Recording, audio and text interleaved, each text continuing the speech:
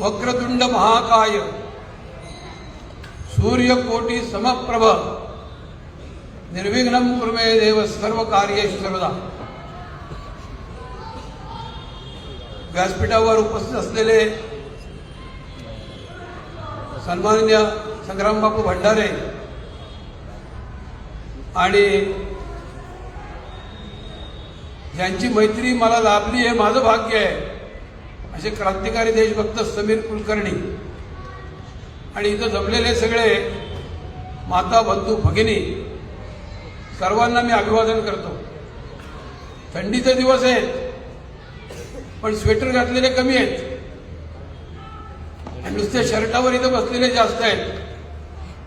म्हणजे समीर कुलकर्णी आणि संग्राम भंडारे यांच्या भाषणामुळे थंडी जाणवतच नाही कोणाला.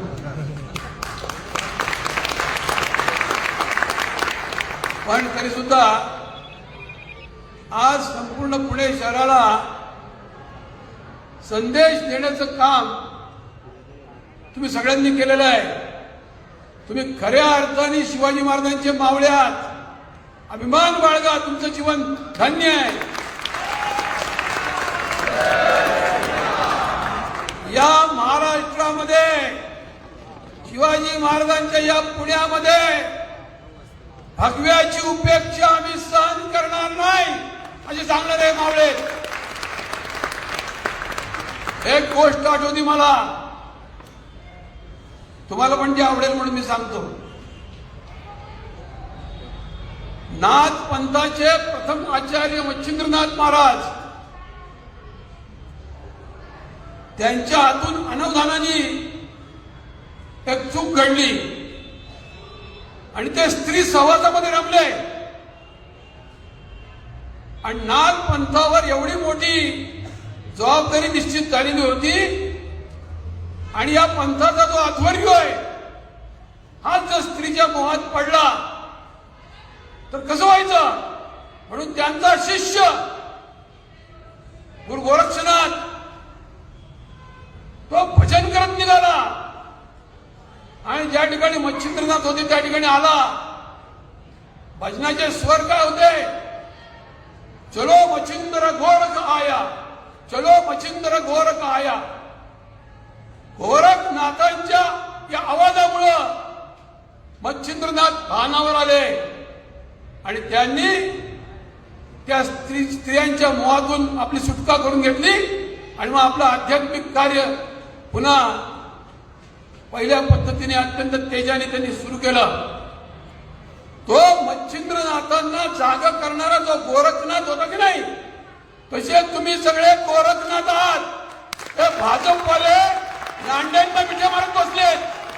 भाजपवाले लांड्यांना मिठ्या मारतात तेव्हा हे सगळे शिवाजी महाराजांचे मावळे सांगतायत, अहो तुम्ही मच्छिंद्रनाथ आहात, तुम्हाला केवढं मोठं काम करायचंय, मोदींचा वारसा चालवायचा आहे, मोदींचं जे नेतृत्वात काम घडतंय हिंदुत्वाचं ते पुढे न्यायचंय, हिंदू राष्ट्र करायचंय आणि लांड्यांना मिठ्या कसल्या मारता. हे गोरखनाथाचं काम करणारे सगळे आमचे मावळे. चलो मच्छिंद्र गोरख आया. आमचे गोरखनाथांचे शिष्य इथं आलेले आहेत गणेश महाराज. त्यांच्या नुसत्या उपस्थितीमुळे मला ही गोष्ट आठवली. पण मित्रांनो खरी परिस्थिती आहे, फार वाईट परिस्थिती आहे. महाराजांनी सांगितलं आहे तुम्हाला, बुरख्या घातलेल्या बायांना उभं केलं यांनी.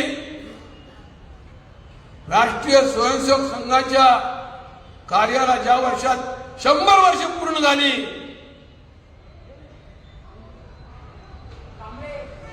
ज्या वेळेला ज्ञानेश्वर महाराजांचा आणि तुकाराम महाराजांचा गजर महाराष्ट्रभर दुमदुमतोय, त्यांच्या सदैव वैकुंठ गमनाची स्मृती लोक जागे करताय, ज्ञानेश्वरीची जी काही निर्मिती झाली तिचा सुद्धा उत्सव होतोय, त्याच काळात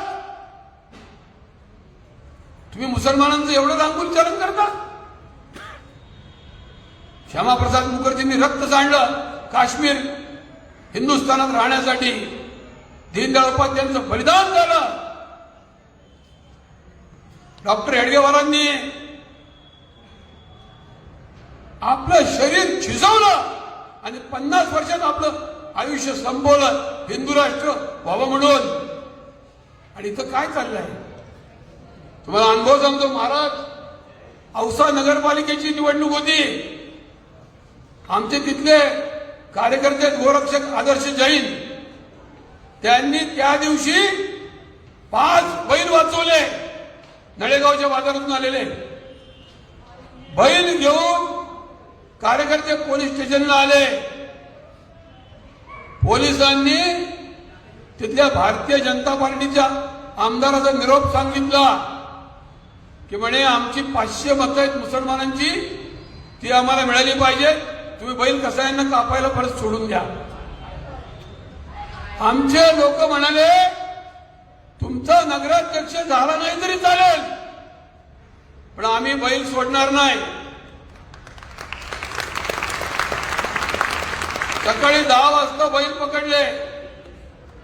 संध्याकाळी 6 वाजता केस झाली आणि 7 वाजता आमदाराचाच फोन आमच्या गोरक्षकाला आला.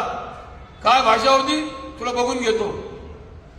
आत्ताच निकाल लागले 21 तारखेला. 31 तारखेच्या निकालात असं स्पष्ट झालं की भारतीय जनता पार्टीला एकही मुसलमानांनी औषध मत दिलं नाही. कशाच्या आधारावर हे म्हणत होते की 500 मतं आम्हाला मिळतील म्हणून.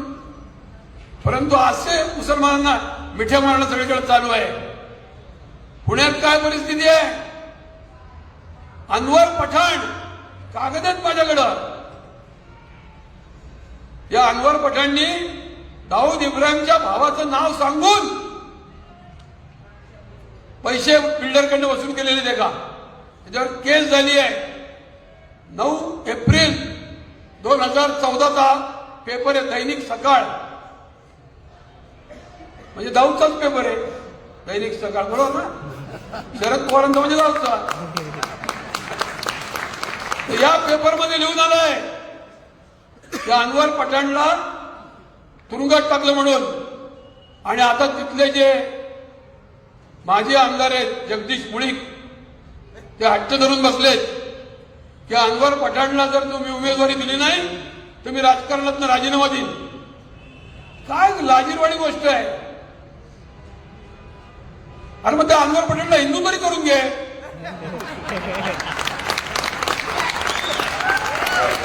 इथं मी निमंत्रण देतो. मॉडर्न एसपीच्या या चौथऱ्यावरच आपण संग्राम बाबू भंडारेंच्या हस्तीच्या गळ्यात तुळशीची माळ घालू. दुसरा योगेश टिळेकर. लोक मला म्हणले होते सभेला येण्यापूर्वी फोन आलेला आहे, भाऊ तुमचं राजकीय भवितव्य आहे, तुम्ही कोणालाही नाव घेऊन टीका करू नका. अरे म्हणलं माझ्या राजकीय भवितव्य काय तुमच्यावर अवलंबून आहे काय. हे छत्रपती शिवाजी महाराजांच्या आशीर्वादावर अवलंबून आहे. आणि मी कुठल्याही राजकारणाच्यासाठी आणि राजकीय स्वार्थासाठी काम करत नाही. 1-1.5 क्षणा काल बोलला. कुठं बोलला. विश्व हिंदू परिषदेच्या अधिवेशनात बोलला, विश्व हिंदू परिषदेच्या आंदोलनात बोलला. 1-1.5 क्षणा काय म्हणला. मिलिंद भाऊंच्या पुतणीचं तू तिकीट धोक्यात आहे म्हणून मिलिंद भाऊंनी आज सभा घेतली आहे. मला सगळे पुणेकर ओळखतात, 50 वर्षांपासून ओळखतात. आणि माझी देव देश आणि धर्मासाठीची बांधिलकी आहे ती साधू संतांच्या आशीर्वादाने भरत गेलेली आहे. मला काही घेणं देणं नाही. आणि ज्यांना तिकीट मिळायचं की नाही ते ठरवणारे सुद्धा आमचे गणपती महाराज बसलेले आहेत तिथे.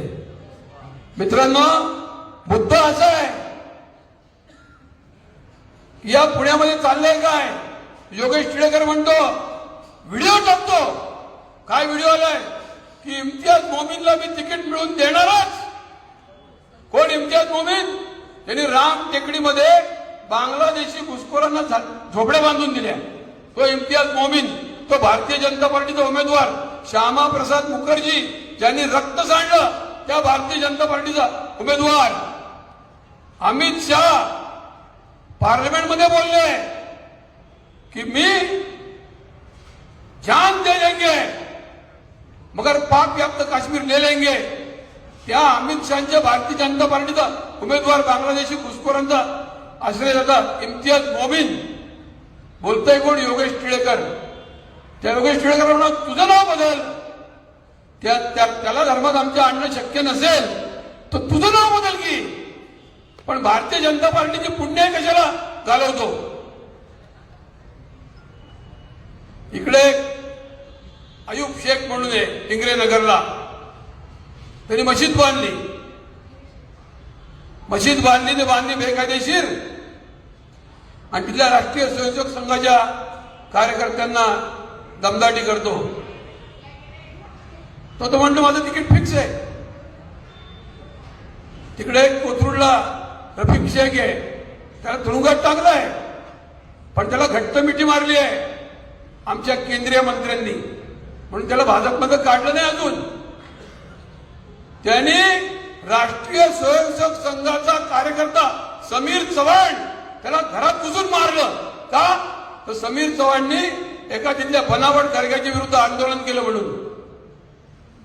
दर्ग्याच्या विरुद्ध आंदोलन केलं म्हणून मुरली मोहोळच्या अनुयायांनी, रफिक शेखनी, मुरली मोहोळच्या पार्टनरनी समीर चव्हाणला घरात घुसून ठोकलं.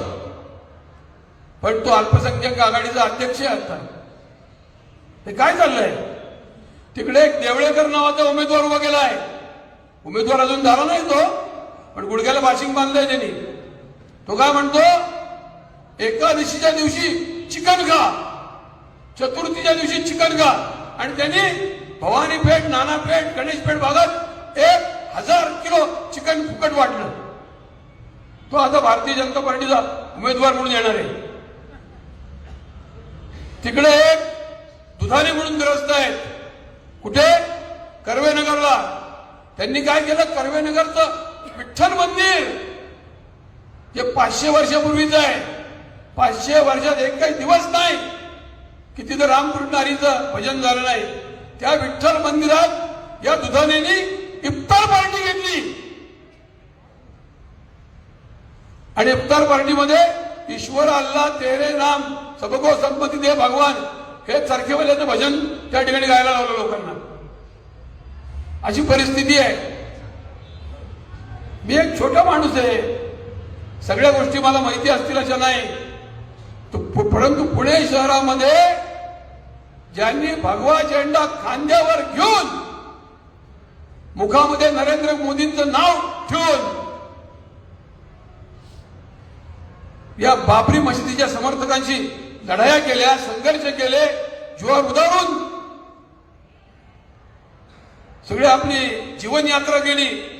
एक दिवस निवडणुकीपुरता नाही, 10 वर्ष आमची लोक खपतात त्या ठिकाणी भारतीय जनता पार्टीचं कमळ फुलावं म्हणून, आणि त्यांना तिकीट दिलं जात नाहीये. आणि या मुसलमानांना त्यांचे लाड करण्यासाठी, त्यांची वोट बँक सांभाळण्यासाठी तिकीट दिलं जात आहे. अरे गाढवांनो, मी गाढव का म्हणतो? कारण मी त्यांच्यापेक्षा वाहिनी मोठ्या म्हणून नाही. मी महानगरपालिकेमध्ये एक अतिशय पुणे शहरासाठी चांगलं काम आई भवानी मातेच्या कृपेने केलेलं आहे. ज्यांची मी तुम्हाला नावं सांगितली ना आता, या सगळ्यांनी मिळून ठराव करून नागरिकांच्या कराच्या पैशातून पुणे शहरामध्ये हज हाऊस बांधायचं ठरवलं होतं. आणि या हज हाऊस मध्ये अतिरेकी राहतात, म्हणजे पुण्यामध्ये सुद्धा अतिरेक्यांचं नंदनवन करायचं ठरवलं होतं. पण एकटा मी, माझ्या विरुद्ध 149 नगरसेवक होते, पण एकट्या मी हज हाऊसचा प्रस्ताव गुंडाळायला लावला. एकदा नाही, दोनदा नाही, 3 वेळेला. तिसऱ्या वेळेला तर माझ्याकडे सत्ता पण नव्हती. फक्त मी एक व्हिडिओ केला की मी शिवाजी महाराजांच्या पायाची शपथ घेऊन सांगतो, मी पुण्यात हज हाऊस होऊ देणार नाही, आणि होऊ दिलं नाही. देशभरातल्या 5 लाख हिंदूंनी सोशल मीडियामध्ये मला पाठिंबा दिला, आणि अमित शहानी हे जे विद्वान ग्रस्त आहेत ना, रफिक शेखचे आश्रयदाते, त्यांचे कान पिळले असं म्हणतात. अजूनही कोर्टात, हायकोर्टात लढाई चालू आहे. त्या आमच्या लढाई आमची ज्यांच्या जीवावर लढतोय ते इथं राठोड ऍडव्होकेट आले असं मला कोणीतरी सांगितलं. पण मित्रांनो, म्हणून मला गाढव म्हणायचा अधिकार आहे की नाही त्यांना? ते चुकले तर तुमचं काय मत आहे? तुमच्या भावना दुखवल्या असतील तर माफी मागतो तुमची. दुखवल्या का भावना काही? या लोकांनी हिंदूंची उपेक्षा करू नये. आजपर्यंत ज्यांनी चांगलं काम करून दाखवलेलं आहे अशा कार्यकर्त्यांची उपेक्षा करू नये. संग्राम बापू म्हणाले की अरे एखादा दगड जरी भाजपने उभं केलं तरी निवडून येईल. मग आमचे एवढे चांगले चांगले कार्यकर्ते, हिंदुत्वाचं काम करणारे, त्या लोकांना का नाही संधी तुम्ही देत? संतोष शिंदे आहेत, युवराज कुचेकर आहेत, विराज सोले आहेत, कुणाल कांबळे आहेत, कितीतरी लोक आहेत, त्यांना का संधी देत नाही तुम्ही? पुणे शहरामध्ये पुण्येश्वराचं आंदोलन झालं तर पुण्येश्वराचा प्रभाव असलेली जी कसबा पेठेतली यादी आहे तिची तर पुण्येश्वरासाठी मतदान होईल आणि कसबा पेठेचं सगळं वातावरण बदलून जाईल. तर ती पुण्येश्वराची यादीच कसबा पेठेपासून तोडली. गणेश बिडकर त्याच्यात हात आहे. सर्व धर्म समभावाचं भजन करणारे गणेश बिडकर. कोरोनामध्ये कुठल्या वारकऱ्यांना ज्यांनी शिदा दिला नाही पण मुसलमानांच्या मशिदीत जाऊन शिदा वाटला ते गणेश बिडकर. ते यांचे निवडणूक प्रभारी आहेत. ही असली एक टोळी आहे ही पुण्यात. आणि यांनी छत्रपती शिवाजी महाराजांचं हे जे पवित्र पुणे आहे या पुण्याच्या पावित्र्याला नख लावण्याचं काम केलेलं पुणेकरांना क्षमा करणार नाही. दिल्लीमध्ये कार स्फोट झाला परंतु कनेक्शन कोंडव्यामध्ये निघालं. उद्या जर 10-15 मुसलमान नगरसेवक निवडून आले आणि त्यांची एक टोळी जर पुण्याला छळायला लागली आणि आतंकवाद्यांना संरक्षण द्यायला लागली आणि पुण्यामध्ये जर पेठांमध्ये बॉम्बस्फोट व्हायला लागले, पेठांमधल्या पोरी जरी मुसलमान गुंड पळून न्यायला लागल्या तर मग कोण पुण्याचं रक्षण करणार? पुण्यामध्ये दहशतवाद या निर्माण व्हावा असं जर वाटत नसेल, पुणे जर आतंकवाद मुक्त व्हावा असं वाटत असेल तर भाजपची निवडणुकीची यादी मुसलमान मुक्त झाली पाहिजे.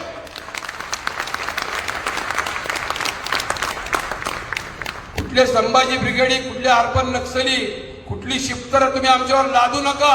आणि तुम्ही जर लादली तर हा जनता जनार्दन समर्थ आहे शिवाजी महाराजांचा उमेदवार उभं करायला आणि तुमच्या उमेदवाराला मातीत घालायला. या देशाचा इतिहास आहे. शक आले, हून आले, मोगल आले, ब्रिटिश आले, सगळ्यांच्या ढुंगणावर आम्ही लाथा मारल्या आणि सगळ्यांची थडगी आम्ही खोदली. कोणालाही या ठिकाणी स्थान दिलं नाही. जो कोणी मुसलमानांची लगट करेल त्याला सुद्धा पुणेकर त्याची जागा दाखवतील. आज सकाळी ही समस्या घेऊन हिंडत असताना एका बागेमध्ये 50 पेन्शनर मला भेटले. मला म्हणले काळजी करू नको, सोशल मीडिया आम्ही चालवतो आणि एक जरी तिकीट चुकीच्या माणसाला मिळालं ना, एक जरी तिकीट मिळालं तरी यांची सगळी सीट घालवतो म्हणले आम्ही. यांची गावागावामध्ये, पेठांमध्ये, सोशल मीडियामध्ये आम्ही प्रचाराची राळ उठून देऊ.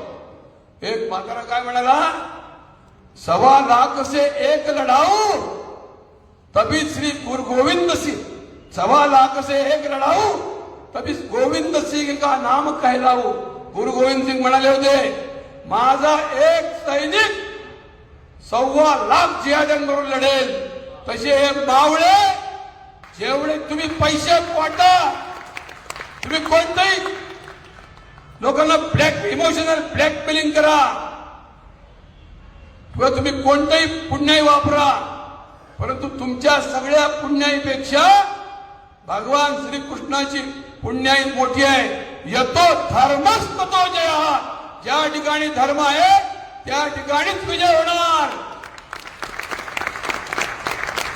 म्हणून मी तुम्हाला आवाहन करतोय, तुम्हाला विनंती करतोय की आता पुढच्या काळात संघर्षाची सूत्र तुम्ही हातात घ्या. तुम्ही आज इथे एकत्र आलेले आहात, एका दिवसापुरते 2 तासापुरते एकत्र येऊ नका.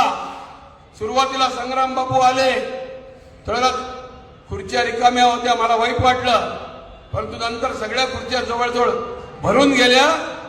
म्हटलं शिवाजी महाराजांचा आशीर्वाद असल्याशिवाय असं घडू शकत नाही. महाराजांचा आशीर्वाद जर असेल तर पुण्यातल्या अनिष्ट प्रवृत्ती नक्कीच थांबतील.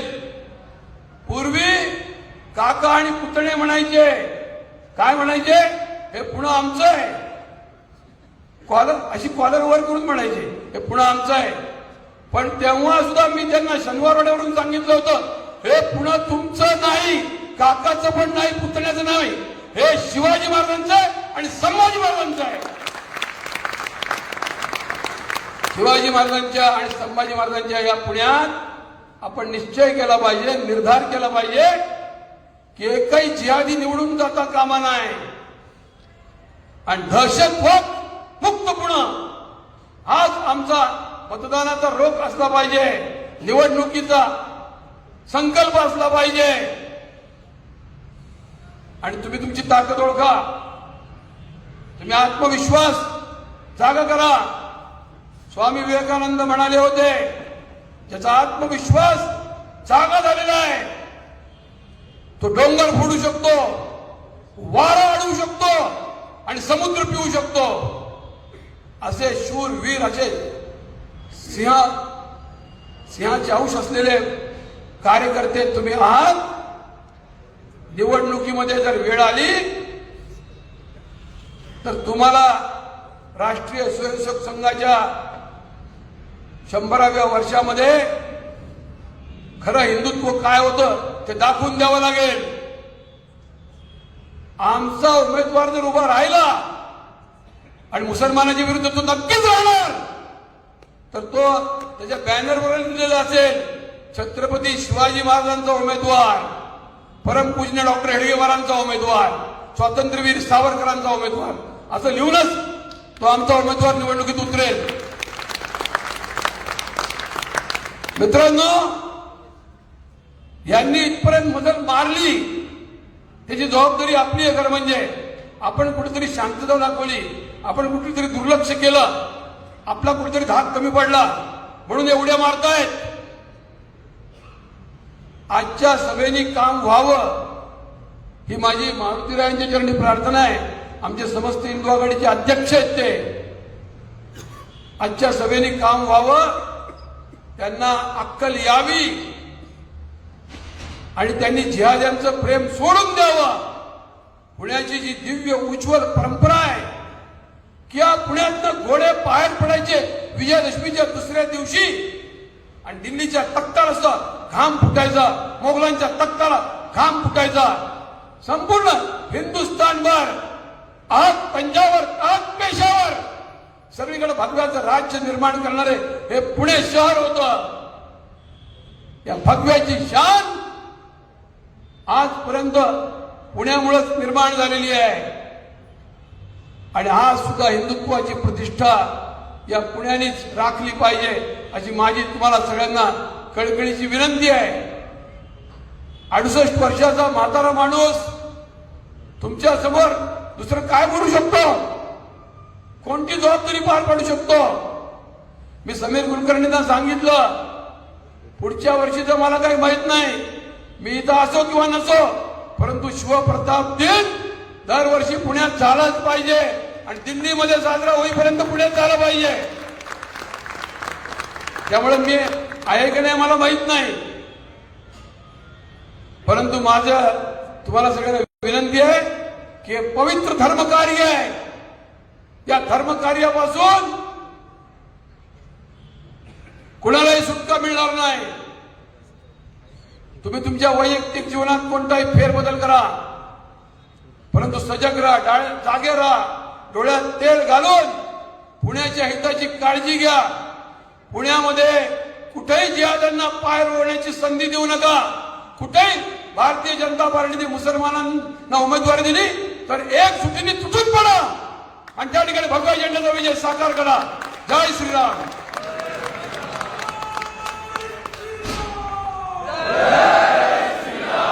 एकदा म्हणा, एकदा म्हणा, एकदा म्हणा. इथं जवळच भाजपचं कार्यालय आहे, त्यामुळे तुमचा आवाज जाईल तिथपर्यंत. म्हणा एकदा जोरात. काय म्हणायचं? एवढंच म्हणायचं. संग्राम बाबू भंडारेंनी जो आपल्याला वेदमंत्र दिलाय तो, ज्याच्या कपाळी नाही टिळा त्याला मतदान टाक. आता मी न सांगता म्हणा, ज्याच्या कपाळी नाही टिळा